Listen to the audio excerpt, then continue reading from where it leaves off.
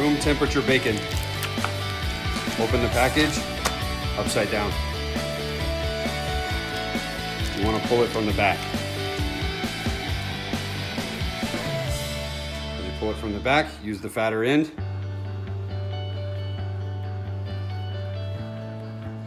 You're going to hold your finger on the end, and you're going to wrap it.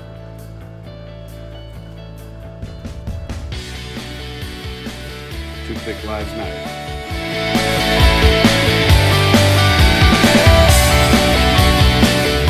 The jalapeno poppers went on the smoker, 235 degrees for about 90 minutes. They've been basted with the secret sauce that I've come up with. I'll do a video on that. It candies the bacon. As you can see, nothing has come out of the poppers. Everything is delicious. Zesty Taco Ranch.